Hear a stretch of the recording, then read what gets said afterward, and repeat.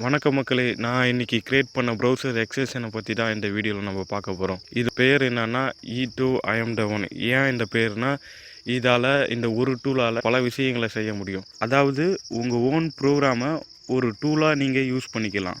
உங்களோட கோடிங்கில் இதை சேவ் பண்ணி வச்சுக்கலாம். ஒரு கலெக்டர் மாரி யூஸ் பண்ணி இதை எப்போ தேவையோ யூஸ் பண்ணிக்கலாம். வாங்க இந்த எக்ஸ்டென்ஷனை பற்றி ஃபுல் விளக்கத்தை பார்த்துடுவோம். இப்போ இந்த எக்ஸ்டென்ஷனை எப்படி டவுன்லோட் பண்ணலான்னு பார்ப்போம்.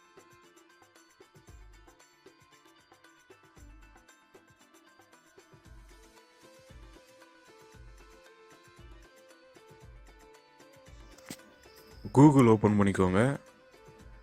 ஆடான்ஸ்ன்னு சர்ச் பண்ணுங்கள். வந்துருச்சு. அதில் ஃபஸ்ட்டு ரிசல்ட் இருக்குல்ல, அதை கிளிக் பண்ணிக்கோங்க. சர்ச் பாரில் E2 அப்படின்னு டைப் பண்ணுங்கள். செகண்ட் வருதுல்ல, அதுதான். அதை கிளிக் பண்ணிக்கோங்க. நான் ஆல்ரெடி இன்ஸ்டால் பண்ணிட்டேன், அதனால் எனக்கு ரிமூவ்னு இருக்குது. உங்களுக்கு இன்ஸ்டால்னு இருக்கும். அதை கிளிக் பண்ணி இன்ஸ்டால் பண்ணிக்கோங்க. இப்போ க்ரோமில் எப்படி டவுன்லோட் பண்ணலான்னு பார்ப்போம். கூகுளில் எக்ஸ்டென்ஷன் டைப் பண்ணுங்கள். ஃபஸ்ட்டு வர ரிசல்ட்டு க்ரோம் ஸ்டோர் இருக்குல்ல, வெப் ஸ்டோர், அதை கிளிக் பண்ணிக்கோங்க. சர்ச்சில் பண்ணால் வரும், ஆனால் இப்போதைக்கு வராது. நிறைய பேர் டவுன்லோட் பண்ணிங்கன்னா வந்துடும். நிறைய பேர் டவுன்லோட் பண்ணுங்கள், வந்துடும். இப்போ வேறு எப்படி டவுன்லோட் பண்ணலான்னு நம்ம பார்ப்போம். கூகுள் ஓப்பன் பண்ணிட்டுனா அதில் மினி சூப்பர் ஃபைல்ஸ்னு வந்து சர்ச் பண்ணுங்கள்.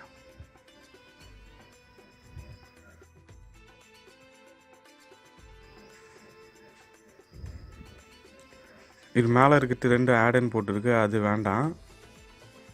கீழே பார்த்தீங்கன்னா மினி சூப்பர் ஃபைல்ஸ்னு இருக்குது பார்த்தீங்களா, blogspot.com, அதை வந்து கிளிக் பண்ணிக்கோங்க. லெட்ஸ் ஸ்டார்ட் கொடுத்துக்கோங்க. இதில் லாஸ்ட்டாக வந்து E2 IMD1 ப்ரௌசர் எக்ஸ்டென்ஷனில் கோ டெமோன்னு கொடுத்துக்கோங்க.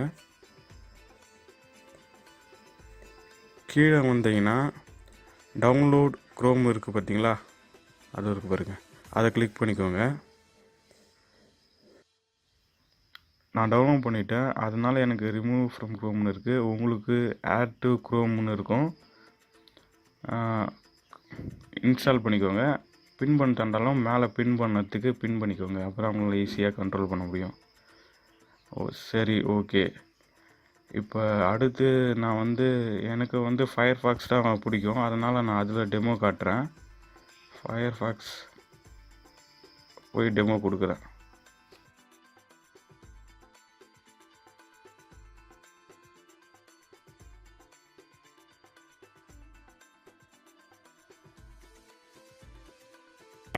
இப்போ தான் ஃபஸ்ட் டைம் டவுன்லோட் பண்ணுறீங்களா, இதில் உங்கள் நேமும் உங்கள் ஜெண்டரும் கேட்கும். இது எதுக்குன்னு பார்த்தீங்கன்னா, நம்ம அயன்மேனில் வர ஜார்வஸ் மாரி நம்ம இதில் ட்ரை பண்ணியிருக்கோம். அதனால் வந்து அது உங்கள் கூட கம்யூனிகேட் பண்ணும், இன்ஸ்ட்ரக்ஷன் சொல்லும். அதனால தான் நீங்கள் வேண்டானாலும் ஸ்கிப் பண்ணிக்கலாம். இது முழுக்க முழுக்க உங்களோட லோக்கல் சிஸ்டமில் மட்டும் ரன் ஆகிறதுனால எந்த பயமும் உங்களுக்கு வேண்டாம். அப்புறம் வந்து ஸ்க்ரீன் சைஸ் கொடுக்குறதுனால கொடுத்துக்கலாம். உங்களுக்கு ஸ்க்ரீன் சைஸ்க்கு ஏற்ற மாரி அங்கே வந்து மாற்றிக்கலாம்.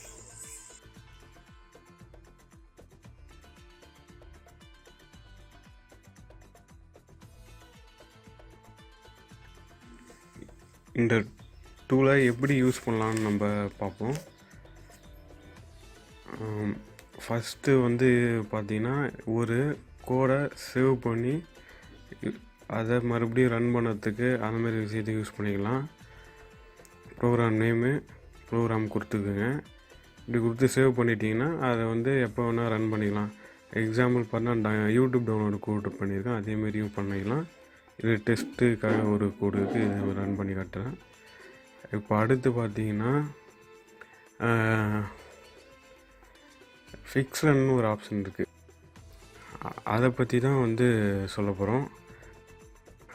அது இப்போ பார்த்தீங்கன்னா, இப்போ WC ஸ்கூலுக்கு வந்து ஹைட் பண்ணதுக்கு ஆடெல்லாம் ஹைட் பண்ணதுக்கு ஒரு கோட் பண்ணியிருக்கோம். அது ஒரு எக்ஸாம்பிளோட நம்ம பார்த்துருவோம்.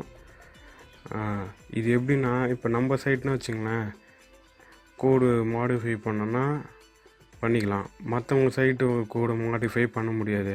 அந்தமாரி டைமில் வந்து பார்த்திங்கன்னா நீங்கள் வந்து ஒரு சைட்டில் இருக்கிற கோடை வந்து கிளைண்ட் சைடு மட்டுமே உங்களுக்கு மட்டுமே மாடிஃபை ஆன மாரி அதை வந்து ரன் பண்ணிக்கலாம்.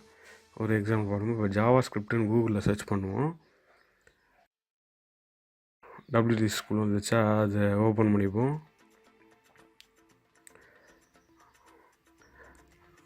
ஓப்பன் ஆகிட்டு இருக்கு. ஓப்பன் ஆகிடுச்சு. இன்ட்ரடியூஷனா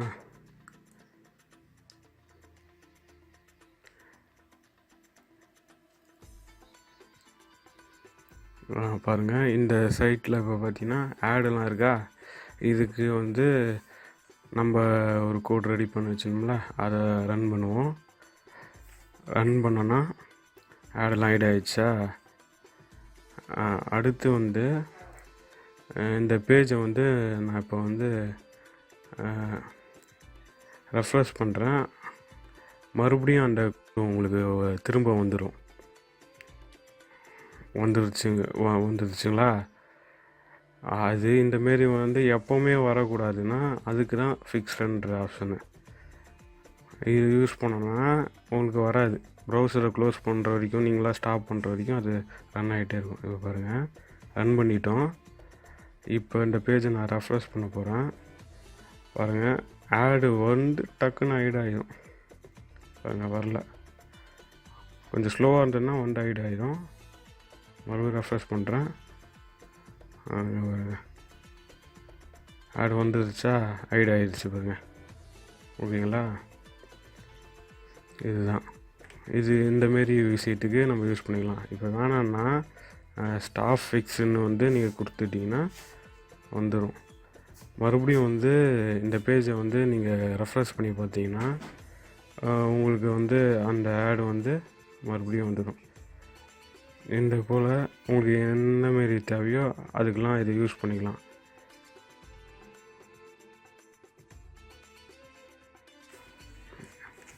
இதை எப்படிலாம் யூஸ் பண்ணலான்னு பார்த்தீங்கன்னா, ஃபஸ்ட்டு வந்து ஒரு ஃபார்மு அந்தமாரி இருக்குது. அதை வந்து ஆட்டோமேட்டிக்காக ஃபில் பண்ணி அப்பப்போ சப்மிட் பண்ணிகிட்டே இருக்கணும், அந்தமாரி விஷயத்துக்கு. அப்புறம் வந்து ஒரு அமேசான் சைட் இருக்குது, ஃப்ளிப்கார்ட் சைட் இருக்குது. அதில் வந்து ப்ராடக்ட்டு ஸ்டாக்கு வந்தோடனே ஆட் டு கார்ட் பண்ணணும். அப்போ வந்து நம்ம என்ன பண்ணலாம், பேஜை ரெஃப்ரெஷ் பண்ணிவிட்டு 5 செகண்டுக்கு ஒரு வாட்டி ஸ்டாக் வந்தோடனே ஆட் டு கார்ட் பண்ணுற மாரி பண்ணலாம். அடுத்து வந்து மெயினாக வந்து இல்லை லொக்கேஷன் பேஸ் பண்ணி கண்டிஷன் போட்டிருப்போம்.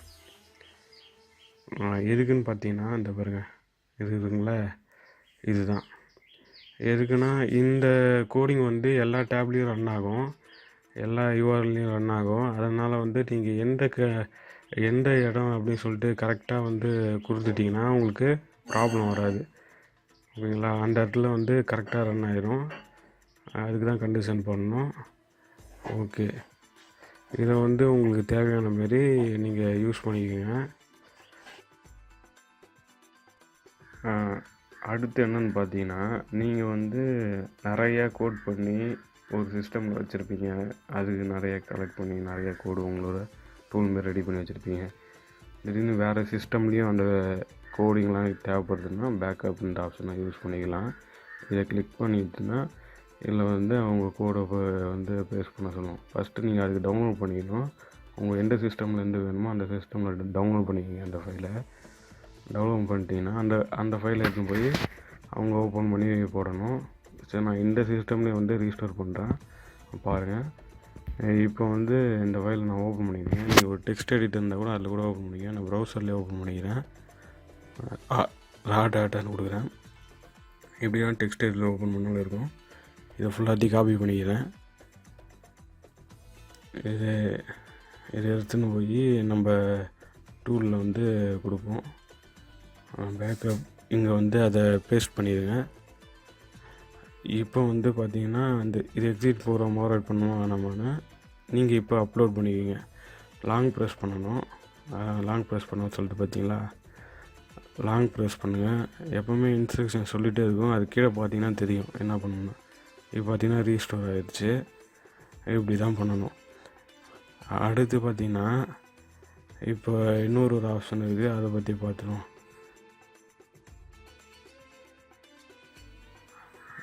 சரி, இப்போ ஸ்க்ரீன் சைஸ் மாற்றிக்கிறேன். எனக்கு வந்து இது பெருசாக இருக்குது, ஒரு மாதிரியா இருக்குது. அதனால் ஸ்க்ரீன் சைஸ் மாற்றிக்கிறேன், ஸ்மால் கொடுத்துட்றேன். ஓகே, இப்போ வந்து இன்னொரு ஆப்ஷன் இருக்குதுன்னு சொன்னோம்ல, அது வந்து எப்படின்னு நான் சொல்கிறேன். அது வந்து பார்த்திங்கன்னா, அந்த மெனுவில் போனீங்கன்னா பேக்கப்லேயே தான் இருக்குது, ரெக்கவர் அப்படின்னு இருக்குது பார்த்திங்களா, இதுதான். இது வந்து இது வந்து நம்ம இல்லை டிஃபால்ட்டாக இருக்க ப்ரோக்ராமை யாருன்னா டெலீட் பண்ணிட்டோன்னா அதை மறுபடியும் வந்து ரெக்கவர் பண்ணதுக்கு, அதாவது இந்த டூல் இன்ஸ்டால் பண்ணக்குள்ளே இருக்கும்ல அந்த ப்ரோக்ராமு, அதை லாங் ப்ரெஸ் பண்ணிங்கன்னா உங்களுக்கு ரெக்கவர் ஆகிடும். ஓகேங்களா? சரி, ரெக்கவர் ஆகிடுச்சின்னு மெசேஜ் வந்துடுச்சு. ஓகே,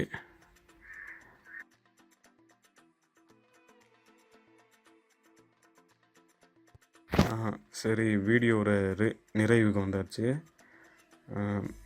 உங்களுக்கு இந்த டூல் பிடிச்சிருந்தா மறக்காமல் வந்து ரேட்டிங் கொடுத்துருங்க. அதை லாங் ப்ரெஸ் பண்ணுங்கள், மெனுவில் போய் அந்த ரேட்டிங் பேஜ் போயிடும். அதில் உங்களோட ரேட்டிங்கை மறக்காமல் கொடுத்துருங்க.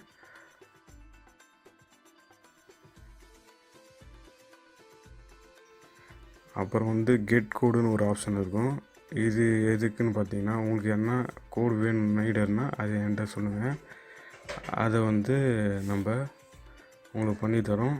அதை லாங் ப்ரெஸ் பண்ணிங்கன்னா உங்களுக்கு அந்த பேஜ் ஓப்பன் ஆகிடும். இந்த கோடு வந்து இங்கே கீழே இருக்கிறத நீங்கள் வந்து காப்பி பண்ணிக்கலாம். நீங்கள் சொன்னீங்கன்னா உங்களுக்கு எந்தமாரி கோடுலாம் வேணும் என்கிட்ட சொன்னீங்கன்னா அதை வந்து நம்ம உங்களுக்கு தருவோம்.